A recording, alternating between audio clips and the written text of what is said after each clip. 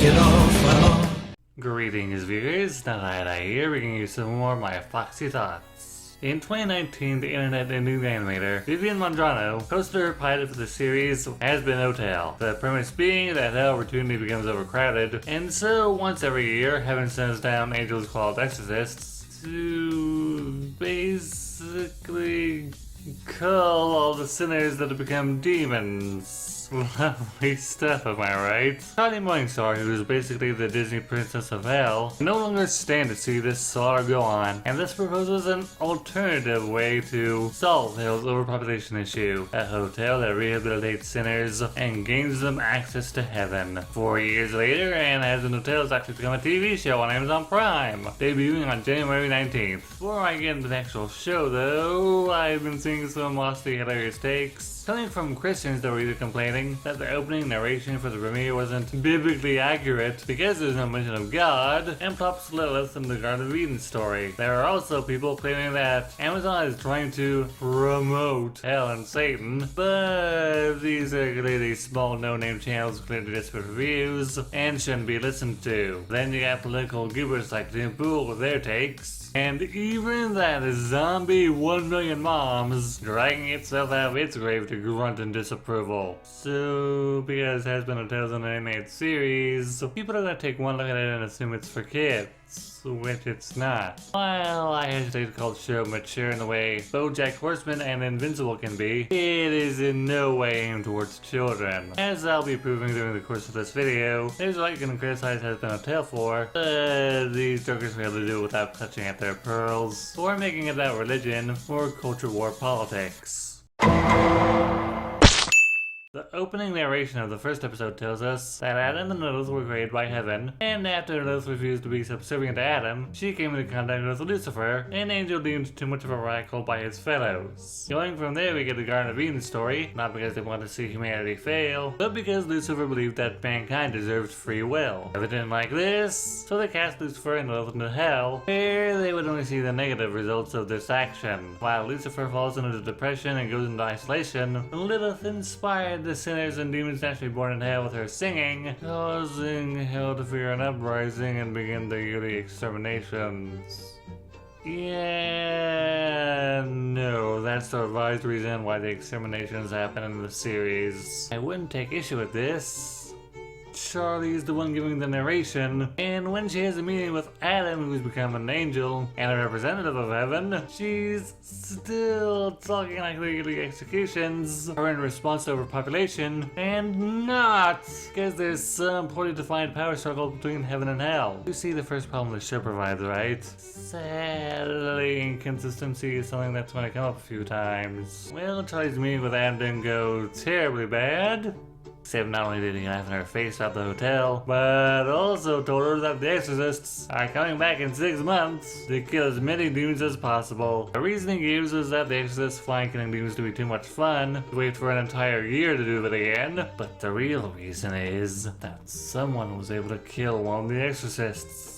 Oh wow, this could be really good luck to keep people to listen to the show and keep watching to find out who the identity of the killer is revealed in the 3rd episode. An arms dealer named Carmina Carmine, who killed the angel to protect her daughters. Say what you want about Bleach, the Soul Society arc at the very least understood that the mystery of who could have possibly murdered Aizen was meant to be just that.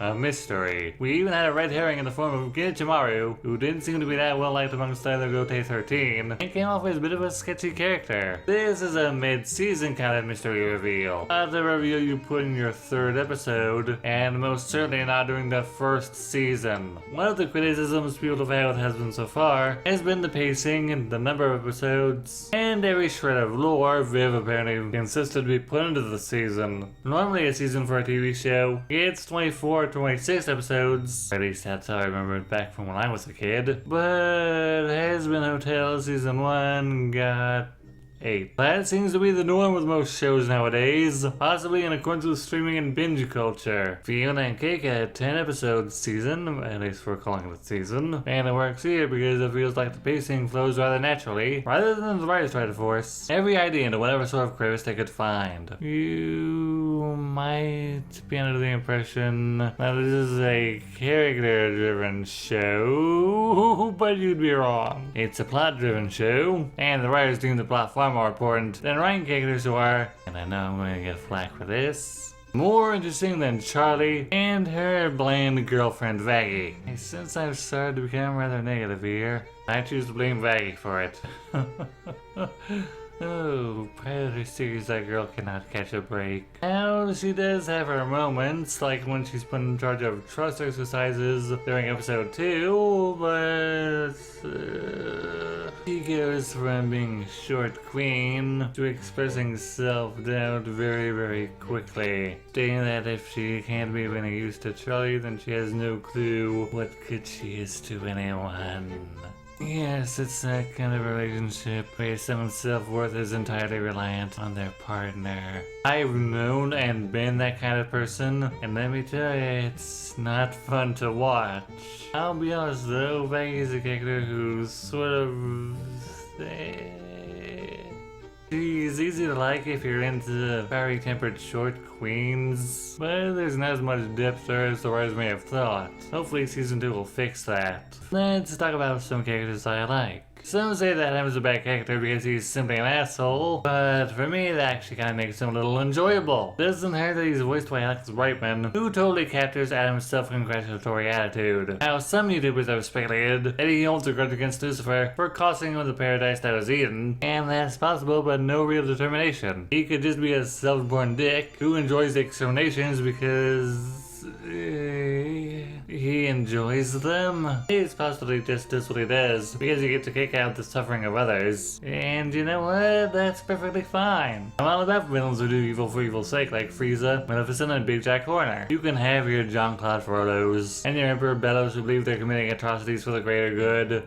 But that's not who Adam is. He's a cruel, self-righteous, sexist asshat who swears like a sailor and abuses his status as a high-ranking member of heaven to do whatever he wishes. And that's all he needs to be. If you're looking for an antagonist with a holier-than-thou attitude, that would be his Lieutenant Lute. She believes those who become demons absolutely deserve their damnation, and that angels are just incapable of being flawed. But if you are flawed by her standards, ooh, then may heaven have mercy on your soul. Angelus is a fan favorite, and I'd be lying if I said I didn't like him myself. He's snarky and crass, and dismissive of the hotel's goal to redeem sinners, but stays at the hotel as a means of escape from Valentino, a porn director Angel sold his soul to, and unfortunately is frequently sexually abused by him. Boy, that sort of killed my mood. I am not going to talk about Angel's relationship with Val, other than to say that it feels way too real for anyone to like Val beyond his design, and the whole situation is just too uncomfortable to make snarky comments about. Despite episode 4 being rather uncomfortable due to focusing on Angel's situation, it's probably one of the better episodes of the season due to the writing, although that's subjective, pacing, and development of its characters. To cope with the nightmare his life's become, Angel does hides behind his porn persona when interacting with others, in particular the bartender Husk, but wallows in self-pity when alone. There are a number of people Angel could direct his jackass behavior towards at the hotel, but 9 times out of 10 it's normally Husk, because the old cat gives him a reaction, thus giving Angel a feeling of control. However, Husk eventually catches on to Angel's act and starts chipping away at his insecurities and self-hatred. It all eventually comes to a head after a particularly brutal day at work, and after a rather heated back and forth between the spider and cat, Angel storms out of the hotel, with Husk being sent after him. After seeing Angel break down about what he's going through, Husk shares his own backstory about how he gambled away his soul to Alistair the radio demon. A lot of people get the sentiment, but there's their situations are not the same. Yes, Alistair is forcing us to be at the hotel because he owns his soul, but aside from a few insulting remarks, Alistair doesn't really abuse Husk. A lot of people are split on this bonding session between Angel and Husk, including the song Loser. The whole song is something you either love or hate, because while it's got a good beat, I can understand why people wouldn't be that fond of it. A definite positive that comes from this episode though is Angel and Husk gaining a better understanding and respect for each other, and can help make each other's days a bit more bearable. If you were to ask me which episode this season was my favorite, I'd have to say 5 for giving us the second, third, fourth most entertaining iteration of the devil. Jeremy Jordan is simply killing it as Lucifer, and this performance has made me want to check out what other roles he had, even if it means I would have to watch the Tangled TV series. I remember oh so long ago that Matt Pat put out a video where he said that the cast of Head of a Boss would be trying to oppose Charlie's goal of redeeming sinners.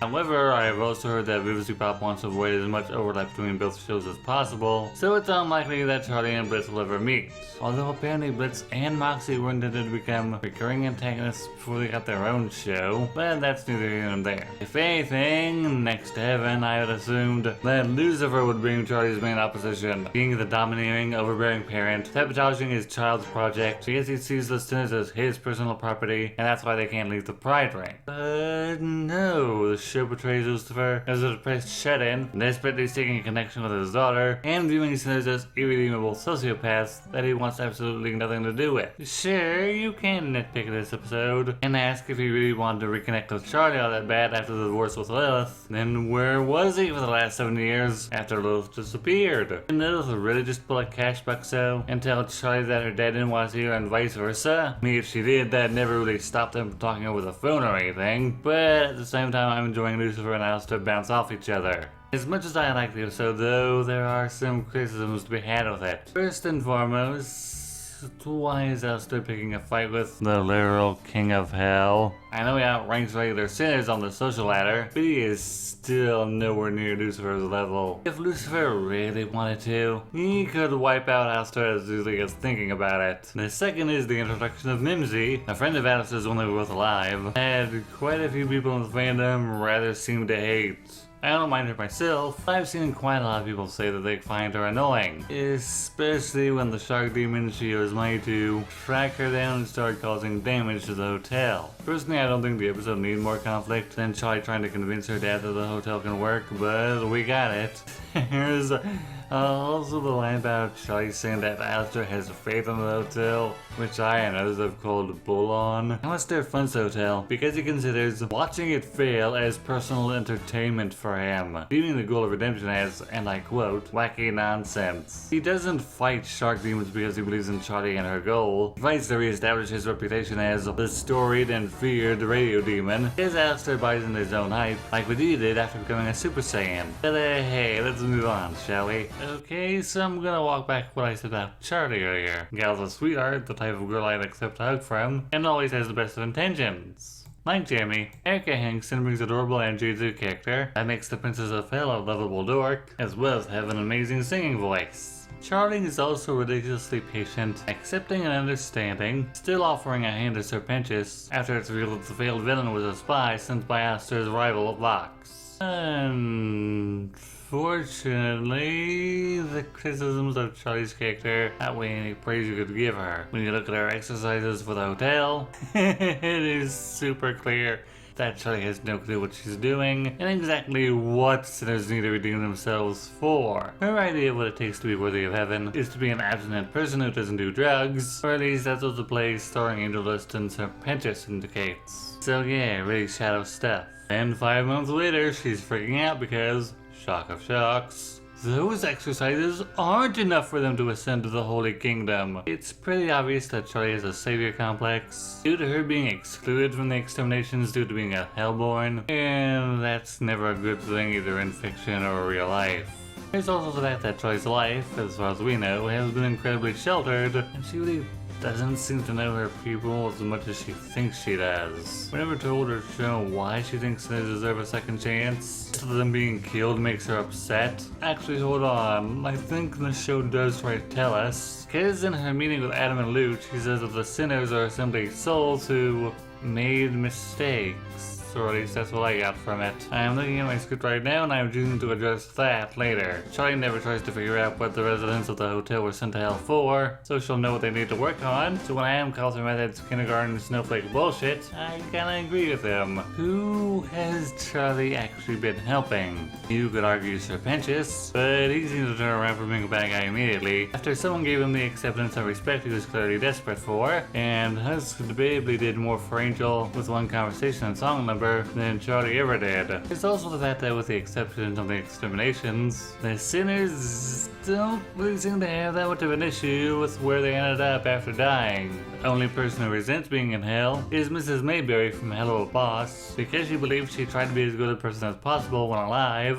but again, David doesn't want that much overlap between Hazbin and Helva. So because Charlie has zero clue about being a sinner, and the 6 months is fastly approaching, girl sucks up all her daddy issues and calls her dad to arrange a meeting with heaven. First he doesn't want to, but after a beautiful song that totally didn't make me cry because I'm a man, he relents, and the next day I'm guessing, a portal to heaven opens up. We meet Emily and Sarah, two of the seraphim who preside over heaven. Emily's precious, who absolutely no one online is creepy about at all. Sarah...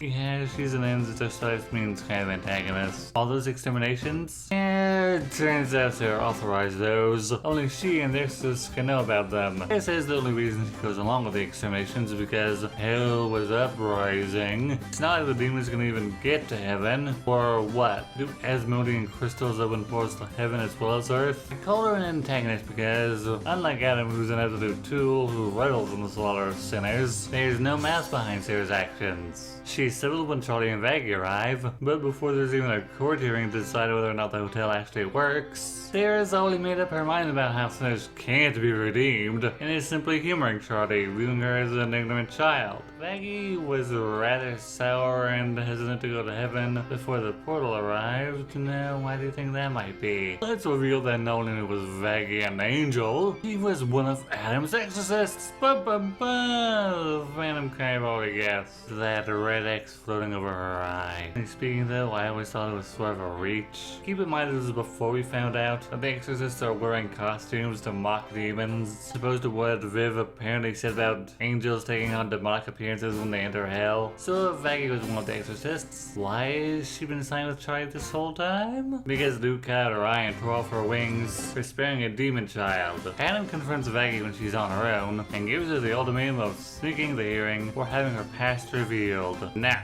given that a majority of Vaggie's personality has been Charlie's devoted, supporting girlfriend, you'd think her choice would be to stand by her girl, regardless of what this could do to their relationship, right? I'll give you a minute to guess what she does.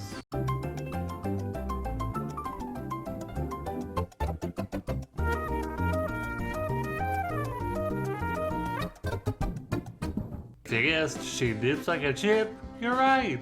When Adam directs a question towards her, Maggie makes a very blatant excuse to leave the courtroom and doesn't come back until she's revealed to be an angel. You know, when most characters are faced with the do this or challenge, they rise to the occasion and face adversity head on. And while I could probably agree with the argument that this would have resulted in a more realistic outcome, that doesn't stop it from feeling like a cop-out. All season, Vaggie's just been sacrificed any shred of her personality other than Charlie's girlfriend who just goes along with whatever Charlie says, whether or not she really wants to. This and episode 3 are good examples. Is supportive of the hotel because Vic's scene will make Charlie happy, yet when the moment she has to stand by the woman who healed her injuries and show the merit of her character is presented, she instead completely bails. It's official. You suck. Charlie is devastated that Vaggie never told her who she was. However, the unofficial mayor of Cannibal Rosie, reminds Charlie that the whole point of her hotel is so people can seek redemption, and speculates that that's why Vaggie is there. We all need a Rosie in our lives. Sans the cannibalistic demon part, that is. Despite Charlie banking that nothing she's right worked, when we get to the hearing, she insists that the hotel's done wonders for Angelus. Just Angelus, apparently. No mention of Serpentius, who was sort of already good to begin with, and was going along with Charlie's exercises. But hey, let's ignore that. Angel's redemption didn't hold as much weight as I always want you to assume. I mean, Angel's redemption started at the end of episode 4. Now we're at episode 6. And Angel is apparently no longer doing hard drugs or being a skeevy sex pest. Okay. And then gives a list of requirements to prove that Angel's become a better person, and they're just as flimsy as Charlie's standards. Act selfless, don't steal, stick it to the man. Are you fucking serious? Angel does meet all the requirements, including finally staying up to his abuser, but he doesn't appear in heaven. Apparently not even angels know what it takes to pass through the pearly gates. Nor does Sarah even want anyone so much as think about it, because that would mean questioning heaven's system. And that what I'd have liked? I'd have preferred the season had started with Charlie requesting an audience with Heaven about her hotel. You could still have Adam being an episode twat, and Sarah Nude being dismissive of Charlie, but Emily would ultimately persuade Sarah into at least letting Charlie to try and see if her idea works. One last thing before we move on. Emily said this that made me do a double take, and it's been living in my head rent free since I heard it. Extermination of human souls, demon or not, there is no reason to be doing this. They were uprising, Emily. It is my position as the head seraphim to protect our people at all costs. And it's your position to keep them happy and joyful. How can I bring joy when I now know we are bringing misery to thousands of innocent people? It's not that I don't get the sentiment, it's that I don't get how she can say that with absolute certainty when she makes all the hotel residents be decent people. According to several different texts, there's a multitude of things that could get you sent to hell we'd certainly call unjust. Wearing mixed fabrics, eating shellfish or meat on a Sunday, or even being baptized improperly, or being screwed over by your parents doing sinful things. So like, that's why kids are in hell, in case anyone was wondering. Given all of this, I'd argue that there are many who deserve heaven, but are condemned to hell. On the other side of that coin though, can you really say that the majority of background sinners didn't deserve to be where they ended up? And Mrs. Mayberry played by the rules, and not only did she commit murder, she also committed suicide, which in some Christian texts is a sin. There's also Alistair who, depending on if it's still canon, was a cannibalistic serial killer when alive. And you can't tell me that Valentino wasn't the same as when he was alive as when he is now. Bottom line, I think it's just a silly line, and no one really thought through, and instead got swept up in the dramatic ending of episode 6.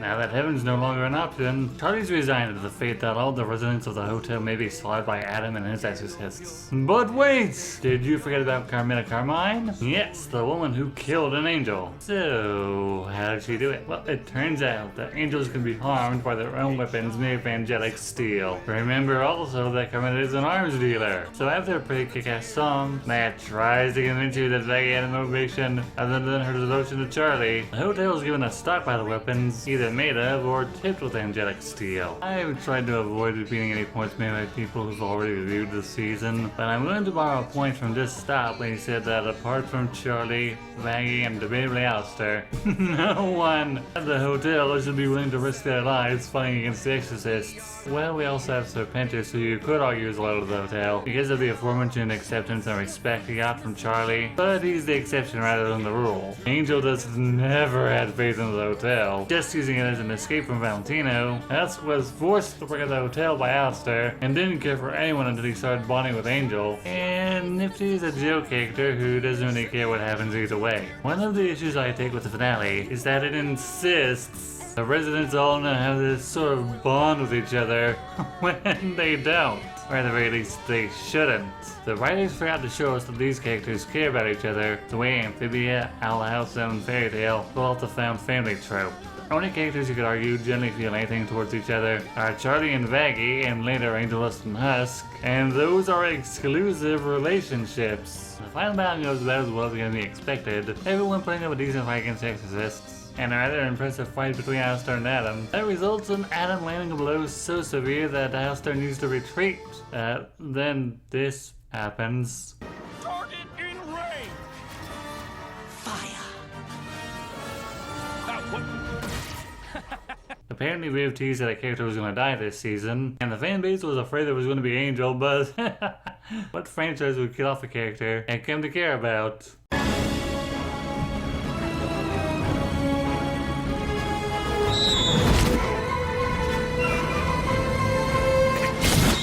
No! No!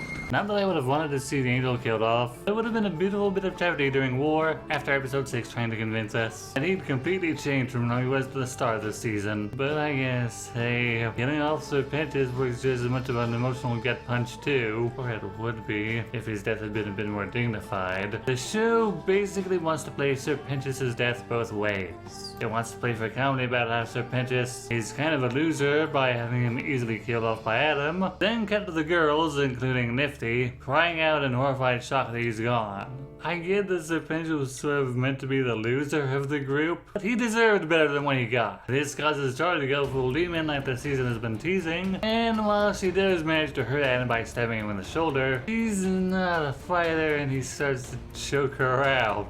And in comes Daddy to easily land a hit on Adam and make a fool of him. Don't know if you'd call this a Deus Ex Machina, but we all know that Lucifer just randomly showed up because the writers wrote themselves into a corner here, yeah? Going back to the comedic anticlimax, Nifty stabbing Adam to death during his God Complex rant actually works a lot better than just what they did to Sir Pentious, because Nifty was probably the absolutely last character you'd expect to bring an end to this conflict. That's without him dead and the exorcists having retreated. Extermination Day is over. The writing for this show could have been better, and that's in part with the pacing. Again, the show sort of blows its load on who killed the angel way too soon, but the writers assume viewers are going to care way more than they actually might. Rather than stop and think of this development, it's going to cause more questions than answers. There's also the inconsistencies with the writing. Charlie reads the backstory on how hell came to be, and knows the reason the exterminations happen is because heaven fears an uprising, still talks like the killings are due to overpopulation. One episode Charlie says Alistair believes in the hotel and is defending it for her when demons are attacking, even when he flat out told her in the pilot that he doesn't believe in redemption. He's only funding the hotel to see it fail for his own amusement. You get the backstory for who Vaggie was